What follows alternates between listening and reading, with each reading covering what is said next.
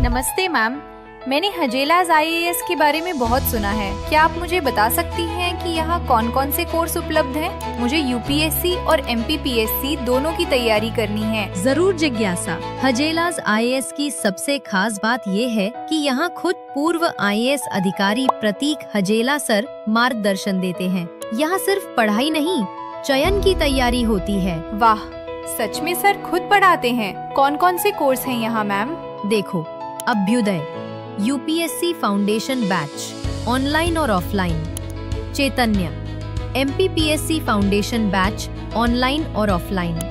अंकुर, UPSC NCERT batch online और offline. मुख्य परीक्षा मैंस उत्तर लेखन कार्यक्रम और प्रारंभिक तथा मुख्य परीक्षा की टेस्ट सीरीज भी। वाह मैम, ये तो पूरा प्लान है। ऐसा लग रहा है यहाँ सिर्फ कोर्स नहीं, सपनों से चयन तक की पूरी यात्रा शुरू होती है। बिल्कुल सही कहा जिज्ञासा। यहाँ हर छात्र को वही सिखाया जाता है जिससे सपना हकीकत बनता है। आज ही जुड़ो हजेलाज आईएएस से। नमस्कार, आदाब, सत श्री अकाल। स्वागत है आप सबका हजेलाज आईएएस के YouTube चैनल पे और मैं वर्णेंद्र सिंह गहरवार हाजिर हूं आपके साथ लेकर एमपीपीएससी प्री ओरिएंटेड क्लासेस, जिसमें हम डिस्कस कर रहे हैं यूनिट 10 और यूनिट 2 का टॉपिक। और हमने कल की क्लास में ऑलरेडी स्टार्ट किया था मध्य प्रदेश के प्रमुख लोक नृत्य यानी कि folk dances of Madhya Pradesh, और उसी श्रृंखला को हम आज आगे बढ़ाते हुए डिस्कस करने वाले हैं और कुछ फेमस मध्य प्रदेश के लोक नृत्य को। बच्चों, आपको कल की क्लास याद होगी तो आपने बड़े ध्यान से सुना, देखा और मेरे साथ पढ़ा था कि हमने अपनी लास्ट क्लास में मध्य प्रदेश के बुंदेलखंड वाले रीजन के कई सारे फोक डांसेस को डिस्कस किया था। याद है हमने कितने सारे फोक डांसेस बुंदेलखंड के डिस्कस किए थे, जिसमें बधाई भी था, राई भी था, जवारा भी था, ढिमराई था, कनाड़ा था, सैरा था, रास था, है ना, कलश था, रौला था, बाबा था, मोनिया था, चीकट था, लाकौर था, कटिकिया था। और कटिकिया के साथ ही कहीं ना कहीं हमने कल की अपनी क्लास, जिसमें हम folk dances of Madhya Pradesh में बुंदेलखंड वाले क्षेत्रों के फोक डांसेस के साथ हमने कल की क्लास को किया था समाप्त। आज की कक्षा में, आज के क्लास में हम डिस्कस करने वाले हैं मध्य प्रदेश के अन्य क्षेत्र, चाहे वह बघेलखंड वाला क्षेत्र हो, चाहे वह मालवा वाला क्षेत्र हो, चाहे वह आपके निमाड़ का क्षेत्र हो या ग्वालियर चंबल वाला क्षेत्र हो। इन सभी क्षेत्रों में जो प्रमुख लोक नृत्य हैं, जो प्रमुख फोक डांसेस हैं, उनको कहीं ना कहीं हमने इस क्लासेस में, आज की क्लास में हम उसको डिस्कस करने वाले हैं। तो शुरू करते हैं आज की क्लास। और आज की क्लास का पहला फोक डांस, और वो है बेटा बिरहा या अहिराई। बच्चों, बिरहा फोक डांस हमारे मध्य प्रदेश के बघेलखंड वाले क्षेत्र पर, यानी कि आपके ये रीवा, सीधी, सतना, इस वाले बेल्ट पर कहीं ना कहीं किया जाता है। दिवाली वगैरह के अवसर पर, विवाह वगैरह के अवसर पर ये अहिराई या बिरहा डांस कहीं ना कहीं किया जाता है। बेटा, ये पुरुष और स्त्री दोनों के द्वारा किया जाता है और प्रश्नोत्तर शैली में, है ना, लिखा भी होगा, या प्रश्नोत्तर शैली में पुरुष और स्त्री दोनों द्वारा ये नृत्य कहीं ना कहीं किया जाता है। मतलब सवाल जवाब वाले स्टेज पर, सवाल जवाब वाले स्टाइल से कहीं ना कहीं ये डांस, ये नृत्य हमारे बघेलखंड के क्षेत्र में किया जाता है। बच्चों, पूछा जाए कि अहिराई डांस मुख्य रूप से कौन सी जनजाति द्वारा, कौन सी जाति द्वारा किया जाता है? जनजाति तो नहीं, जाति पर ज्यादा बेटर होगा, तो अहीर जाति, है ना, हमारे जो यादव भाई बहन होते हैं, हमारे जो अहीर जाति के भाई बहन होते हैं, उनके द्वारा अहिराई डांस कहीं ना कहीं बघेलखंड के क्षेत्र में किया जाता है। बच्चों, अहिराई के बाद अन्य नृत्य पर आते हैं और वह नृत्य है केहरा नृत्य। ये केहरा नृत्य भी हमारे मध्य प्रदेश के बघेलखंड क्षेत्र का नृत्य है। उत्सवों के समय, त्योहारों के समय, है ना, स्त्री पुरुष संयुक्त रूप से कहीं ना कहीं इस नृत्य को करते हैं, है ना। तो ये नृत्य भी, केहरा नृत्य भी हमारे बघेलखंड का नृत्य है। पुरुष और स्त्री द्वारा संयुक्त रूप से कहीं ना कहीं ये केहरा नृत्य किया जाता है। और केहरा नृत्य से दो फैक्ट बहुत इंपॉर्टेंट जुड़ते हैं। सबसे पहला तो ये जुड़ता है कि बेटा केहरा नृत्य बारी जाति द्वारा कहीं ना कहीं किया जाता है। और कहरा नृत्य करते समय एक विशेष मुद्रा का बड़ा महत्व है और वह मुद्रा है आपकी फुरहरी मुद्रा। परीक्षाओं में अगर पूछा जाए कि फुरहरी मुद्रा का संबंध किस लोक नृत्य से है तो बच्चों याद रखेंगे कि फुरहरी मुद्रा का संबंध हमारे कहरा नृत्य से है, जो बारी जाति के द्वारा बघेलखंड के क्षेत्र में किया जाता है। क्लियर है? इसके बाद बच्चों चलते हैं अगले नृत्य की ओर और वह नृत्य है दादर नृत्य। और यह दादर नृत्य भी बघेलखंड के क्षेत्र में किया जाता है। जब भी घर परिवार में कोई बहुत शुभ अवसर होता है, कोई बहुत अच्छा अवसर होता है, तो उस स्थिति पे हमारे बघेलखंड में कोल, कहार जातियों द्वारा इस प्रसिद्ध दादर नृत्य को कहीं ना कहीं किया जाता है। क्लियर है बच्चों? इतना क्लियर है तो जल्दी से कमेंट में बताओ, फिर हम आगे चलते हैं।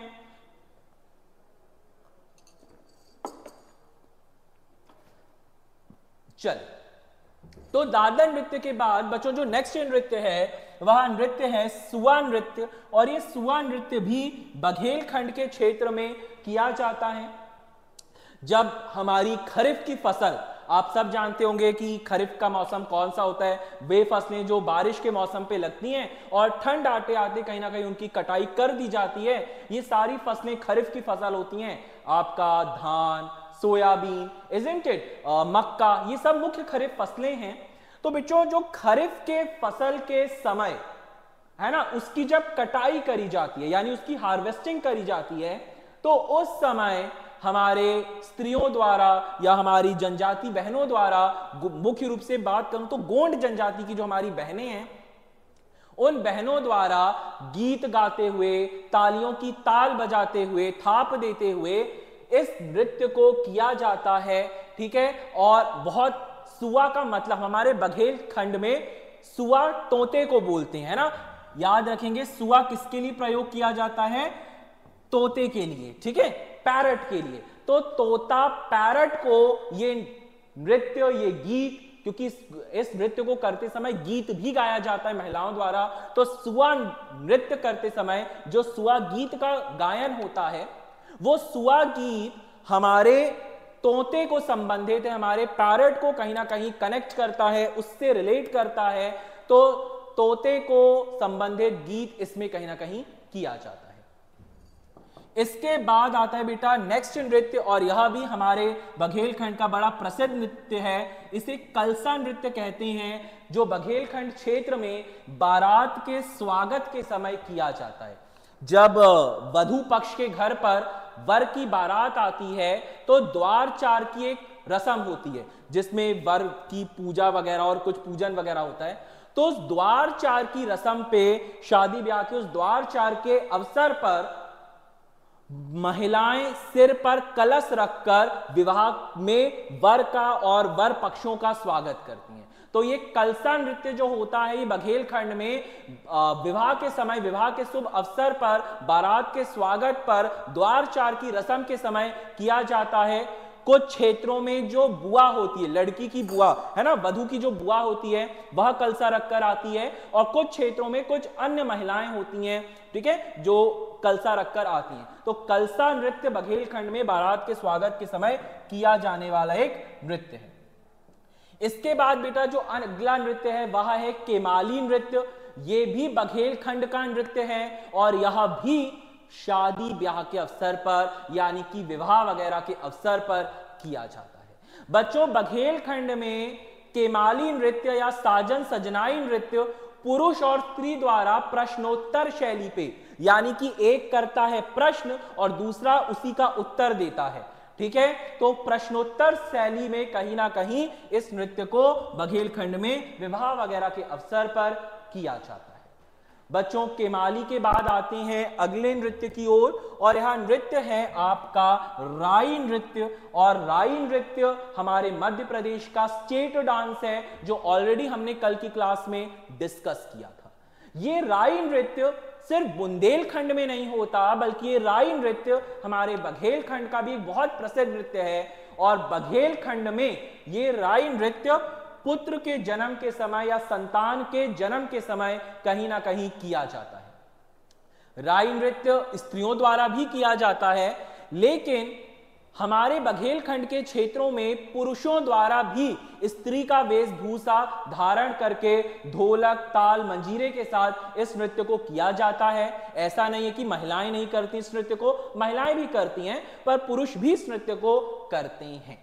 और बघेलखंड वगैरह में अगर मैं बात करूं कि बुंदेलखंड के भी कई सारे क्षेत्रों में, या मैं बात करूं आपके उत्तर प्रदेश, बिहार वगैरह वाले कई सारे क्षेत्रों में, हम संतान जन्म के समय सोहर नाम का एक फोक सॉन्ग भी गाते हैं। सोहर हमारे एक फोक सॉन्ग होती है जो कई सारे इलाकों पे, कई सारे क्षेत्रों में संतान जन्म के समय, पुत्र जन्म के समय कहीं ना कहीं गाई जाती है। ठीक है, तो ये भी एक फोक सॉन्ग है। इसके बाद आते हैं बच्चों बीछी नृत्य की ओर। ये बीछी नृत्य भी हमारे बघेलखंड का नृत्य है जो उत्सवों में, त्योहारों के समय कहीं ना कहीं किया जाता है। और बीछी नृत्य भी अहीर जाति द्वारा कहीं ना कहीं किया जाता है। हमारे मध्य प्रदेश की अहीर जाति द्वारा ही इस बीछी नृत्य को भी किया जाता है। और बच्चों याद रखेंगे कि बीछी नृत्य एक पुरुष प्रधान नृत्य है, एक मेल डोमिनेंट डांस है। अच्छा, आप लोग को प्रॉपर दिख तो रहा है ना? ऐसा तो नहीं कि मैं स्लाइड को थोड़ा सा बड़ा करूं। वैसे मेरे को ऐसा लग रहा है कि थोड़ा बड़ा करने में शायद आपको विजन ज्यादा अच्छा होगा। बड़ा करूं कि इतना नॉर्मल ठीक है?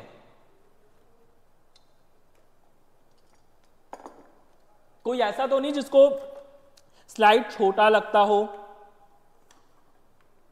नहीं है? गुड, चलो कुछ, चलिए क्लास को कंटिन्यू करते हैं। इतना सही है ना? वो पहले छोटा लग रहा था क्या स्क्रीन पे? ठीक है, चलो गुड। बेटा बात करते हैं अगले नृत्य की ओर।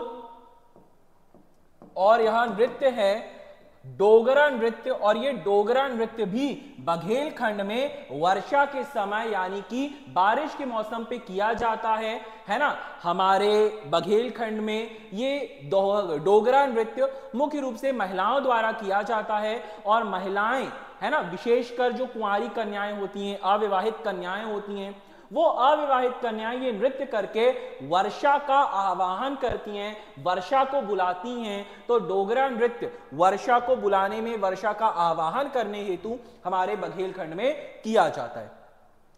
तो बच्चों ये बघेलखंड के कुछ प्रमुख नृत्य थे जिसको अभी हमने डिस्कस किया। अब चलते हैं हम मालवा के नृत्यों की ओर, यानी वह फोक डांसेस, वह लोक नृत्य जो मध्य प्रदेश के मालवा वाले इलाके में किया जाता है। और मालवा के इलाकों का सबसे प्रसिद्ध डांस है, सबसे प्रसिद्ध नृत्य है, उन नृत्यों में से एक है मटकी नृत्य। कई बार परीक्षाओं में पूछा गया है कि मटकी नृत्य का संबंध मध्य प्रदेश के किस अंचल से रहा है। और आप नहीं भूलेंगे कि मटकी नृत्य मध्य प्रदेश के मालवांचल में किया जाता है। ये विभिन्न अवसरों पर मालवा में किया जाता है। और बच्चों यहां पे ये नृत्य मुख्य रूप से महिला द्वारा शुरू किया जाता है और बाद में उसको ग्रुप में अन्य लोग भी ज्वाइन करते हैं। लेकिन एक फैक्ट जो आप बहुत अच्छे से याद रखेंगे कि मटकी नृत्य में जो मुख्य महिला इस नृत्य को करना स्टार्ट करती है, उस महिला को झेला कहा जाता है। ये मोस्ट इंपॉर्टेंट कि झेला का संबंध किस नृत्य से है, तो आप याद रखेंगे कि झेला का संबंध मध्य प्रदेश के मालवा में किया जाने वाले मटकी नृत्य से है। क्लियर है? चलिए आगे चलते हैं एक अन्य नृत्य की ओर जिसे आरा खाड़ा या राजवाड़ी नृत्य भी कहा जाता है। आप लोग बखूबी जानते होंगे कि राजवाड़ी नृत्य, आरा खाड़ा नृत्य, ये भी हमारे मध्य प्रदेश के मालवांचल में किया जाता है। शादी ब्याह या कोई अन्य शुभ अवसर है तो उस अवसर पर यह नृत्य महिलाओं द्वारा कहीं ना कहीं किया जाता है। तो राजवाड़ी नृत्य का संबंध, आरा खाड़ा नृत्य का संबंध, मटकी नृत्य का संबंध, इन सभी नृत्यों का संबंध हमारे मध्य प्रदेश के मालवा वाले क्षेत्र से है। अगले नृत्य की बात करते हैं और बच्चों ये नृत्य है पतंग नृत्य। ये पतंग नृत्य मकर संक्रांति के अवसर पर मालवा में किया जाता है, जिसमें बच्चे, महिलाएं पतंग उड़ाते हुए नृत्य करती हैं और इसी कारण से इस नृत्य को पतंग नृत्य भी कहा जाता है। ठीक, इसके बाद आते हैं बेटा अगले नृत्य की ओर और यह नृत्य को तो आप सब बखूबी जानते होंगे, गरबा और गरबी। मैं गरबा गरबी साथ में बता रहा हूं, गरबा और गरबी दोनों सेम ही है, ठीक, दोनों ही शुभ अवसरों पर किया जाता है, ऑलमोस्ट वही ताली की थाप से किया जाता है। गरबा गरबी मालवा में होता है, पर थोड़ा सा डिफरेंस है। गरबा मालवा में मुख्य रूप से नवरात्रि के अवसर पर किया जाता है, और गरबा तो मेरे को लगता है सिर्फ मालवा में नहीं बल्कि समूचे भारत में हो रहा है। मुख्य रूप से गरबा डांस गुजरातियों का है, ठीक, गुजराती फोक डांस है, लेकिन हमारे मालवांचल ने भी इस डांस को बड़े, इस नृत्य को बड़े अपनेपन के साथ अपनाया है। और वर्तमान में ये गरबा नृत्य सिर्फ गुजरात का या मालवा का ना होकर बल्कि समूचे भारत का है, इजंट इट? आप लोग अभी रिसेंटली आप लोगों ने नवरात्रि में कई सारे गरबा आयोजनों में भाग लिया होगा, ढोलीरा ढोल रे वगाड़, इजंट इट, है ना? तो गरबा बहुत फेमस लोक नृत्य है, और मध्य प्रदेश में भी मालवा में इस लोक नृत्य को एक अलग पहचान प्राप्त है, और ये स्त्रियों द्वारा किया जाता है। बच्चों, गरबा जैसा ये एक फोक डांस होता है, गरबी जो पुरुषों द्वारा किया जाता है, तो कंफ्यूज नहीं होंगे, गरबा स्त्रियों का प्रमुख नृत्य है और गरबी पुरुषों का प्रमुख नृत्य है। क्लियर है? चलिए, इसके बाद आते हैं मालवा के बच्चों एक अन्य नृत्य की ओर, और यह नृत्य है कहरवा नृत्य। ये कहरवा नृत्य भी मध्य प्रदेश के मालवा वाले क्षेत्र पर विभिन्न अवसरों पर स्त्रियों द्वारा किया जाता है। इसके बाद नेक्स्ट नृत्य है बच्चों झाला या फूलपाती नृत्य।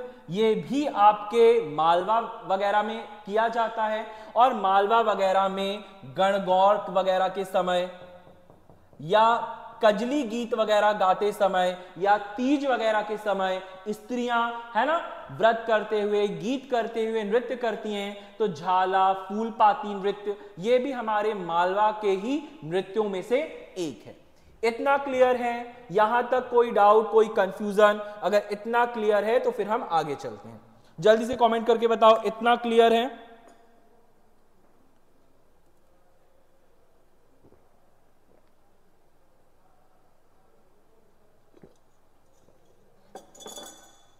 इतना क्लियर? चलो, गुड गुड गुड। चल, तो अब चलते हैं एक अगले नृत्य की ओर, और यहां नृत्य है बच्चों टुटिया नृत्य, जिसे नकटौरा नृत्य भी कहते हैं। ये टुटिया नृत्य, ये नकटौरा नृत्य भी मध्य प्रदेश के मालवा का नृत्य है। शादी ब्याह के अवसर में इस नृत्य को किया जाता है, और ये नृत्य एक अभिनयात्मक नृत्य है। मतलब एक एक्चुअली डांस तो ऑलरेडी एक अभिनय के रूप में ही किया जाता है, बहुत सारी भाव भंगिमाओं का इसमें एक अलग ही महत्व है, लेकिन मूक अभिनय यानी कि बिना कुछ बोले साइलेंट एक्टिंग द्वारा इस नकटौरा नृत्य को मध्य प्रदेश के मालवा के क्षेत्र पर विवाह वगैरह के अवसर पर बच्चों किया जाता है। ठीक है, तो नकटौरा नृत्य या टुटिया नृत्य का भी संबंध कहां से? हमारे मालवा से है। इसके बाद आते हैं बच्चों अगले नृत्य की ओर, और यह नृत्य है फुंदी नृत्य। फुंदी लड़कियों द्वारा, बालिकाओं द्वारा खेल खेल का नृत्य है। कई सारे धार्मिक अवसरों पर, सामाजिक अवसरों पर, शुभ अवसरों पर बच्चियों द्वारा, महिलाओं द्वारा नृत्य करते हुए पुगड़ी खेली जाती। पुगड़ी, फुगड़ी जो भी आप उसको बोलते हैं, वो है ना, दो महिलाएं ऐसे क्रॉस करके हाथ पकड़ती हैं और गोल गोल चक्कर लगाती हैं, तो वो पुगड़ी, फुगड़ी, वॉटेवर, तो वो पुगड़ी, फुगड़ी, फुंदी एक ही होता है। और उस फुंदी का नाम का भी एक नृत्य है जो मध्य प्रदेश के मालवा क्षेत्र में किया जाता है। ठीक, ढोल, किमड़ी वगैरह जैसे वाद्य यंत्रों द्वारा, यानी कि कई सारे म्यूजिकल इंस्ट्रूमेंट्स भी साथ में महिलाएं बजाती हैं। ढोल बजता रहता है, महिलाएं नृत्य करती हैं, और बीच बीच में फुंदी या फुगड़ी भी खेलती हैं, जिसी को फुंदी नृत्य कहते हैं। इसके बाद बच्चों चलते हैं अगले नृत्य की ओर, और यह नृत्य है गैर नृत्य। और बच्चों ये गैर नृत्य भी मध्य प्रदेश के मालवा वाले क्षेत्र में होली, रंग पंचमी वगैरह के अवसर पर खेला जाता है। मालवा वगैरह में होली, रंग पंचमी का विशेष महत्व है। इंदौर वगैरह में आपने देखा होगा ना, भोपाल, इंदौर, रंग पंचमी का एक बहुत विशेष महत्व यहां पे है। तो होलकर जाति के, होलकर जनजाति मतलब होलकर डायनेस्टी के समय से, जो होलकर हमारी डायनेस्टी थी, उस होलकर डायनेस्टी के समय जो जनजातियां थीं, जो होलकर साम्राज्य में या होलकर रियासत में कहीं ना कहीं कार्य करती थी या वहां रहती थी, तो उनके समय का ये पारंपरिक नृत्य है आपका गैर नृत्य। इसके बाद आते हैं बेटा कान्ह गुवालिया नृत्य पर, जिसको कन्ह गुवालिया नृत्य भी कहते हैं। ये भी हमारे मध्य प्रदेश के मालवा का नृत्य है और कई सारे पर्व वगैरह पे, कई सारे त्योहार वगैरह पे ढोलक वगैरह के साथ इस नृत्य को मध्य प्रदेश के मालवा अंचल में, मालवा के क्षेत्र में कहीं ना कहीं किया जाता है। क्लियर है? इतना क्लियर है तो जल्दी से कमेंट करके बताओ, फिर हम आगे चलते हैं, या एक बार क्विक रिकैप कर लो फिर हम आगे चलते हैं। ठीक है, जल्दी से बताइए कि जितना अभी तक मैंने आपके साथ डिस्कस किया, जितने हमने बघेलखंड के, मालवा के नृत्यों पर अभी चर्चा करी, क्या ये सब आपको क्लियर है?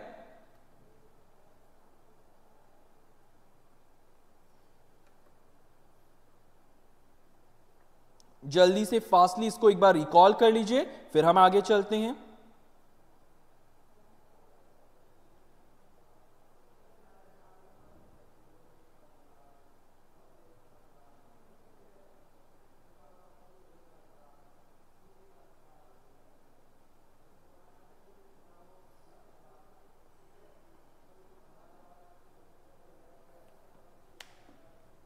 चलो, गुड, क्लियर, वेरी गुड। इसके बाद आते हैं बेटा एक अन्य नृत्य की ओर, और यह नृत्य है छतरी नृत्य। और यह छतरी नृत्य भी मध्य प्रदेश में मालवा वगैरह वाले क्षेत्रों में किया जाता है।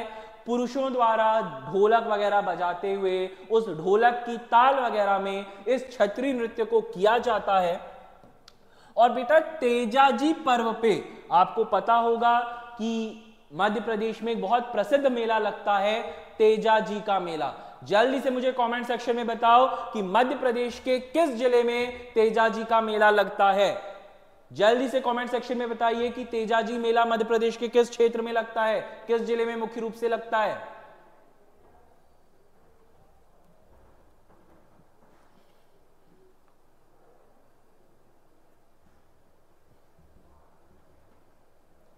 जल्दी से कमेंट सेक्शन में तेजाजी का मेला कहां लगता है, फास्ट। मध्य प्रदेश के गुना जिले में। याद रखेंगे बच्चों, तेजाजी का मेला कहां लगता है, मध्य प्रदेश के गुना जिले में, इन गुना डिस्ट्रिक्ट ऑफ एमपी। ठीक है, तो तेजाजी मेले में, तेजाजी पर्व वगैरह में छतरी नृत्य किया जाता है। आते हैं बच्चों अगले नृत्य की ओर, और यह नृत्य है डंडा नृत्य, या इसको अंटिया नृत्य भी कहते हैं। और यह नृत्य बच्चों हमारे मालवा निमाड़ दोनों क्षेत्रों में सामूहिक रूप से किया जाता है। ठीक है, मालवा में भी इस नृत्य को किया जाता है, और हमारे जो निमाड़ वाला रीजन है आपका, खंडवा, खरगोन, बुरहानपुर, बड़वानी, ये वाला जो रीजन है ना, यहां पर भी निमाड़ के रीजन पे इस नृत्य को किया जाता है। महिलाओं द्वारा जो गणगौर का व्रत किया जाता है, जब मैंने आपको लोक पर्व पढ़ाए थे, फोक फेस्टिवल्स पढ़ाए थे, तो वहां पे मैंने आपको बताया था कि मध्य प्रदेश में गणगौर भी मनाया जाता है, जिसमें शिव और पार्वती जी की पूजा करी जाती है। याद है कि विवाहित स्त्रियां अपने पति की लंबी उम्र के लिए और अविवाहित बच्चियां एक अच्छा वर पाने के लिए इस व्रत को करती हैं। तो गणगौर के अवसर पर हमारे मध्य प्रदेश में कृषक वर्ग द्वारा, है ना, डंडा नृत्य किया जाता है, जो एक वीरता प्रधान नृत्य है। चैत बैसाख के महीने पे इस नृत्य को किया जाता है, और इस नृत्य में दोहे गाए जाते हैं, जिन दोहों को छल्ला कहते हैं। तो चैत बैसाख वगैरह वाले महीने पे, अच्छा मुख्य रूप से बात करूं तो डंडा नृत्य जो है वो ये जो गणगौर वाला टाइम पीरियड होता है, एग्जैक्टली गणगौर पे नहीं कहेंगे कि करा जाता है, पर जो गणगौर वाला टाइम पीरियड होता है, चैत बैसाख महीने वाला जो टाइम पीरियड होता है, इसमें हमारे मध्य प्रदेश के कृषक वर्गों द्वारा इस डंडा नृत्य को किया जाता है। ये वीरता को प्रदर्शित करता है, it represents, it reflects the bravery. और इस नृत्य में छल्ला जो कि दोहे होते हैं उनको भी गाए जाते हैं। इसके बाद आते हैं बेटा गणगौर नृत्य पर, और ये गणगौर नृत्य भी निमाड़ में किया जाता है, और निमाड़ में भी मुख्य रूप से गणगौर के पर्व के समय, वही चैत बैसाख वाले महीने पर, है ना, इस नृत्य को किया जाता है। ठीक, तो ये भी हमारे निमाड़ का एक बहुत प्रसिद्ध लोक नृत्य है, जिसमें झोला झलरिया, है ना, मतलब महिलाएं वगैरह शिव जी की, पार्वती जी की आराधना करती हैं, है ना, सूर्य देव की सवारी वगैरह लेकर जाती हैं। अलग अलग क्षेत्रों में थोड़ी अलग अलग मान्यताएं हैं, पर मुख्य रूप से गणगौर के व्रत के समय इस नृत्य को हमारे मध्य प्रदेश में किया जाता है। चलते हैं बच्चों अगले नृत्य की ओर, और यह नृत्य भी हमारे मध्य प्रदेश के निमाड़ अंचल का नृत्य है, जिसको आरा खड़ा नृत्य बोलते हैं। यह आपने अभी थोड़ी देर पहले कब पढ़ा था, मालवा के समय भी पढ़ा था। तो ये निमाड़ में भी होता है, जन्म के समय, मुंडन के समय, विवाह के समय, है ना, बच्चियों का विवाह नृत्य, प्रश्नोत्तर शैली वगैरह में इसको किया जाता है और गाया जाता है। इसके बाद एक बहुत फेमस नृत्य है जो कई बार एमपीपीएससी ने अपनी परीक्षाओं में पूछा है, और वह नृत्य है काठी नृत्य। जैसे मटकी का संबंध मालवा से है, राई का संबंध बुंदेलखंड और बघेलखंड से है, वैसे ही बच्चों याद रखेंगे कि काठी नृत्य का संबंध मध्य प्रदेश के निमाड़ क्षेत्र से है। महाशिवरात्रि के अवसर पर, एकादशी के अवसर पर, है ना, इस नृत्य को मध्य प्रदेश के निमाड़ क्षेत्र पर किया जाता है। हमारे ये जो काठी नृत्य है बच्चों, ये एक पुरुष प्रधान नृत्य है, जिसमें पुरुषों द्वारा कमर में एक ढाक, मतलब एक ढाक जैसा बांधकर, है ना, उसमें नृत्य वगैरह किया जाता है। और बहुत इंपॉर्टेंट फैक्ट यहां पे जुड़ेगा, एक तो कि ये बलाई समाज द्वारा किया जाता है, दूसरा बच्चों की एक पुरुष प्रधान नृत्य है। ठीक है, पार्वती, काठी माता पार्वती का स्वरूप इसमें माना जाता है, उनकी पूजा होती है। और क्योंकि यहां पुरुषों द्वारा इस नृत्य को किया जाता है, तो नृत्य को करने वाला जो मेल डांसर होता है, उस मेल डांसर को बेटा राजुल्ला कहा जाता है। मोस्ट मोस्ट मोस्ट इंपॉर्टेंट कि राजुल्ला किस नृत्य के नर्तक को कहा जाता है, तो याद रखेंगे बच्चों, काठी नृत्य के नर्तक को राजुल्ला कहा जाता है। तो काठी नृत्य का संबंध कहां से बच्चों, मध्य प्रदेश के निमाड़ क्षेत्र से है। ठीक है, पुरुष प्रधान नृत्य है, और इस नृत्य में जो नर्तक होता है, जो मुख्य मेल डांसर होता है, उसको राजुल्ला कहा जाता है। बच्चों काठी के बाद आते हैं अगले नृत्य की ओर, और यह नृत्य है मंडलिया नृत्य। और ये मंडलिया नृत्य भी हमारे मध्य प्रदेश के निमाड़ क्षेत्र का नृत्य है, जो विवाह वगैरह में या त्योहारों वगैरह में किया जाता है। इसमें महिलाएं कांसे की थाली पर नृत्य करती हैं। आपने थाली पे देखा होगा ना फोक डांसेस पे, कि एक थाली रहती है, महिलाएं उस थाली के ऊपर खड़ी होकर कलश वगैरह लाद कर, है ना, सर पे रखकर नृत्य करती हैं। तो थाली पर चढ़कर जो नृत्य किया जाता है, उन्हीं में से एक खास नृत्य है आपका निमाड़ का मंडलिया नृत्य। मंडलिया नृत्य के बाद जो अगले नृत्य पर मैं चर्चा करने वाला हूं, वो है आपके मध्य प्रदेश के निमाड़ का ही नृत्य, और उसका नाम है फेफरिया नृत्य। और बच्चों ये फेफरिया नृत्य भी विवाह वगैरह में, यानी कि शादी ब्याह के अवसर पर किया जाता है। ये फेफरिया ना एक वाद्य यंत्र होता है, मतलब एक म्यूजिकल इंस्ट्रूमेंट होता है, और ये फेफरिया ना बिल्कुल शहनाई जैसा होता है। आप लोगों ने शहनाई देखी है? शहनाई देखा है? देखा होगा, शादी ब्याह में शहनाई आपने देखी होगी, है ना। तो शहनाई जैसा ही पूरा एक म्यूजिकल इंस्ट्रूमेंट होता है, जिसे फेफरिया कहते हैं। और फेफरिया वाद्य यंत्र की धुन पर इस फेफरिया नृत्य को मध्य प्रदेश के निमाड़ अंचल में किया जाता है। क्लियर है? इतना जल्दी से एक बार रिकॉल करो, कोई डाउट है, कोई कंफ्यूजन है तो पूछो, क्योंकि इसके बाद मैं आपके साथ डिस्कस करूंगा जस्ट अभी निमाड़ के बाद चंबल रीजन के, मध्य प्रदेश का जो चंबल क्षेत्र है, ग्वालियर क्षेत्र है, वहां के प्रमुख नृत्यों के बारे में। तो जल्दी से एक बार इतना रिकॉल करिए, फिर हम चलते हैं आगे।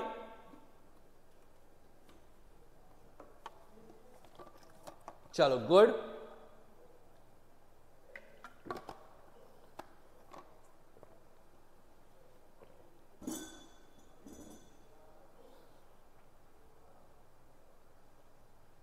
चल तो अब हम कुछ डिस्कस करते हैं हमारे मध्य प्रदेश के चंबल रीजन के, यानी कि मध्य प्रदेश के चंबल क्षेत्र के प्रमुख लोक नृत्यों को। तो बेटा जब मैं मध्य प्रदेश के चंबल क्षेत्र की बात करता हूं, ग्वालियर क्षेत्र की बात करता हूं, तो चंबल ग्वालियर क्षेत्र में भी मध्य प्रदेश के कुछ प्रमुख फोक नृत्य हैं, कुछ प्रमुख लोक नृत्य हैं। ठीक है, इसमें बच्चों सबसे पहले हम बात करते हैं जिस नृत्य की, वह है डुलडुल घोड़ी। ये अगर आपसे परीक्षाओं में पूछा जाए कि ये डुलडुल घोड़ी नृत्य किस क्षेत्र का नृत्य है, तो बच्चों याद रखेंगे ये डुलडुल घोड़ी नृत्य मध्य प्रदेश के चंबल ग्वालियर क्षेत्र का नृत्य है, जो जितने भी अच्छे अवसर होते हैं, जितने भी शुभ अवसर होते हैं, चाहे वो विवाह का अवसर हो, चाहे वो किसी त्योहार का अवसर हो, चाहे वो मुंडन वगैरह का अवसर हो, उन सभी अवसरों पर इस डुलडुल घोड़ी नृत्य को मध्य प्रदेश के चंबल क्षेत्र में किया जाता है। बच्चों डुलडुल घोड़ी के बाद जो अगला नृत्य है वह है मध्य प्रदेश का लहंगी नृत्य। मध्य प्रदेश का बच्चों ये लहंगी नृत्य भी शुभ अवसरों पर, विवाह वगैरह पर किया जाता है। और एक बात याद रखेंगे कि जो लहंगी नृत्य है ना, ये पुरुष प्रधान है, मुख्य रूप से पुरुषों द्वारा ही इस लहंगी नृत्य को किया जाता है, यानी कि जो लहंगी डांस है ये मेल डोमिनेटेड डांस है और मुख्य रूप से पुरुषों द्वारा ही इस लहंगी नृत्य को कहीं ना कहीं किया जाता है। ठीक है बच्चों, लहंगी नृत्य जैसा ही एक अगला नृत्य है और उस नृत्य का नाम है लांगुड़िया नृत्य, लांगुड़िया डांस। बच्चों ये लांगुड़िया नृत्य, ये लांगुड़िया डांस भी मध्य प्रदेश के चंबल ग्वालियर क्षेत्र में किया जाता है। और ये लांगुड़िया डांस भी एक स्त्री प्रधान नृत्य है। जैसे लहंगी है ना बच्चों, लहंगी कैसा है, पुरुष प्रधान, तो लहंगी पुरुष प्रधान है और आपका लांगुड़िया जो है ये स्त्री प्रधान नृत्य है, यानी कि ये मुख्य रूप से किसके द्वारा किया जाता है, ये मुख्य रूप से महिलाओं द्वारा किया जाता है। ठीक, इसके अलावा दो और नृत्य हैं। एक है बेटा ग्वालियर चंबल का बड़ा फेमस कन्हैया नृत्य। ये विभिन्न ऋतुओं पे, वसंत की ऋतु पे, आपकी वर्षा की ऋतु में, हेमंत ऋतु में, शिशिर ऋतु में, विभिन्न ऋतु में इस कन्हैया नृत्य को महिलाओं द्वारा, पुरुषों द्वारा, है ना, प्रकृति के सम्मान पर किया जाता है। बच्चों कन्हैया नृत्य जैसा ही, मतलब कन्हैया नृत्य के अलावा भी एक अन्य नृत्य हमारे ग्वालियर चंबल क्षेत्र में बड़ा प्रसिद्ध है और इस नृत्य का नाम है राया नृत्य। राई नहीं बोल रहा हूं, राया बोल रहा हूं, राया। बच्चों ये राया नृत्य भी विभिन्न शुभ अवसरों पर, विभिन्न मांगलिक अवसरों पर हमारे मध्य प्रदेश के ग्वालियर चंबल क्षेत्र में किया जाता है। तो ग्वालियर चंबल क्षेत्र से ये डुलडुल घोड़ी, लहंगी, लांगुड़िया, है ना, आपका राया, कन्हैया, ये कुछ बहुत प्रमुख प्रसिद्ध लोक नृत्य हैं, यानी कि फोक डांसेस हैं। और इन्हीं फोक डांसेस के साथ हमारा जो टॉपिक हम पढ़ रहे थे, मध्य प्रदेश के प्रमुख लोक नृत्य, folk dances of Madhya Pradesh, ये टॉपिक होता है समाप्त। अब कल की कक्षा से हम शुरू करेंगे एक नए टॉपिक को, और वो टॉपिक होगा मध्य प्रदेश की जनजातियों से रिलेटेड, यानी कि from the tribes of Madhya Pradesh. तो आज की कक्षा को मैं देता हूं यहीं पे विराम। अब हम मिलेंगे कल एक नए टॉपिक के साथ। तब तक आप सभी को, अगर ये वीडियो पसंद आ रहा है, आपको ये सब वीडियोस के जो भी मैं कंटेंट बता रहा हूं लग रहा है कि एग्जाम ओरिएंटेड है, परीक्षा में प्रश्न यहां से आएंगे, तो जल्द से जल्द वीडियो को लाइक करें। अपने जितने भी फ्रेंड्स एमपीपीएससी 26 के लिए प्रिपेयर कर रहे हैं उनके साथ इस वीडियो को शेयर करें, कमेंट करें। और अगर आपने अभी तक हजीलाज आईएएस के यूट्यूब चैनल को सब्सक्राइब नहीं किया है तो जल्द से जल्द हजीलाज आईएएस के यूट्यूब चैनल को सब्सक्राइब करें। मिलते हैं कल की क्लास में एक नए टॉपिक के साथ। धन्यवाद।